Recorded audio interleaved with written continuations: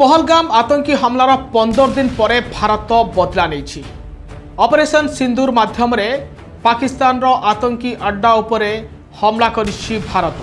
आउ 9 आतंकी अड्डा एवं ध्वंस होइछि एवं शह शह आतंकवादी मरिछन्ति। किंतु आपण कहि रखे ए पूरा घटना को प्रधानमंत्री नरेंद्र मोदी मॉनिटरिंग करुथिले। आउ भारतर स्ट्रैटेजी आगरे पाकिस्तान किभली भाव में भकुआ बनीगला आउ बोका होईगला आउ टेर भी पाइलानी भारतर यही ऑपरेशन सिंदूर को ए विषय में तमाम भाव में आलोचना करबा। आपन कहि रखे जे पहलगाम रे जो आतंकी हमला होइतिला सेथिरे 26 रु अधिक भारतीय मानकर मृत्यु होइतिला, जहाकु नै सारा देश रे क्रोध थिला एवं प्रतिशोध नियारे सारा देश जळुथिले। आउ सेतिक बेले प्रधानमंत्री नरेंद्र मोदी मध्य बिहार निर्वाचनी सभा रे कहितिले जे आतंकवादी मानकु एवं तांकर आतंकवादी सरदार मानकु खोजी खोजी मारिबु, सेमानकु छड़ा जीवनी। यहाँ पर निजे स्वराष्ट्र मंत्री अमित शाह मध्य वार्ता देथिले जे आतंकी मानक उपरे बड़ कार्यानुष्ठान हेबो। आउ गतकाली राति 1:05 रु 1:30 भितरे होइछि ऑपरेशन सिंदूर। आउ जो 25 मिनिट रे 24 टी मिसाइल 9 आतंकी अड्डा उपरे हमला करिछि भारत।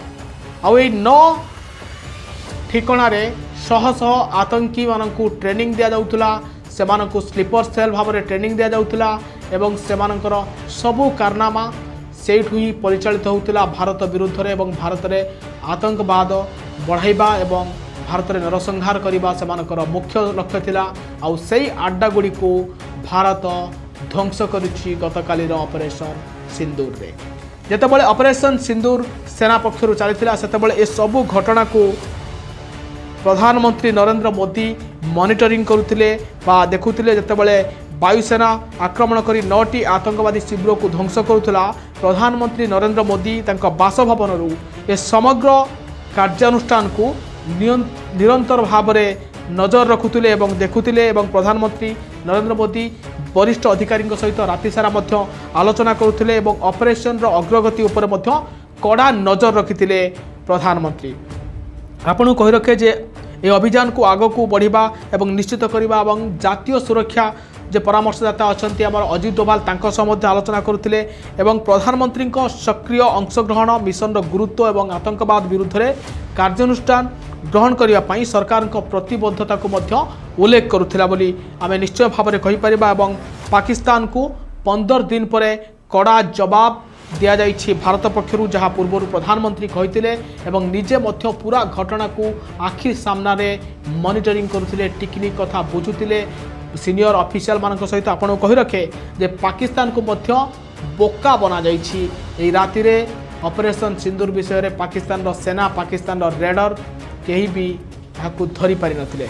आपण कहि रखे जे पहलगाम रो 15 दिन पर जेतेबेले पाकिस्तानी आतंकवादी माने भारत रे हत्या करथिले, भारतर महिला मानकर सिंदूर पोछि नैथिले। आउ सेतिकी बेले ऑपरेशन सिंदूर तार बदला नैछि एवं न्याय दिया जाइछि।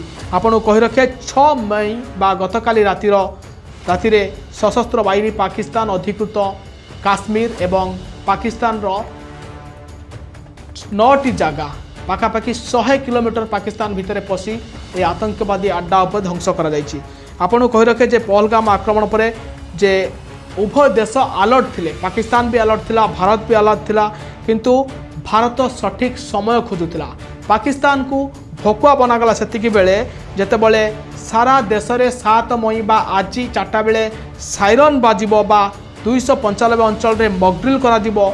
एने जो गृह मंत्रालय पक्षर विज्ञप्ति आसीथिला केन्द्रशासित अंचल नागरिक मानक प्रतिरक्षा व्यवस्थार मूल्यांकन और उन्नति पर मॉकड्रिल करने को निर्देश दिया जायतिला। आउ भारतर यही मॉकड्रिल बेले पाकिस्तान नजर रखिया बेले राति अधरे एयर स्ट्राइक हो गला। पाकिस्तान भावुला जे भारत मॉकड्रिल करुछि प्रस्तुति करुछि, किंतु यही मॉकड्रिल आଳରେ पाकिस्तान जेतेबेले राति रे निदरे सोईथिला सेतिकी बेले भारतीय सेना माने पाकिस्तान रे पसी पाकिस्तान रो आतंकीवादी मानकु सफा करथिले। आउ भकुआ होइथिला पाकिस्तान। आउ ये तमाम घटनार मॉनिटरिंग करुथिले प्रधानमंत्री नरेंद्र मोदी। एभली तमाम अपडेट खबर देखिया पई न्यूज वेब सहित जोड़ी हो रहंतु। हमको लाइक शेयर और सब्सक्राइब करंतु। नमस्कार।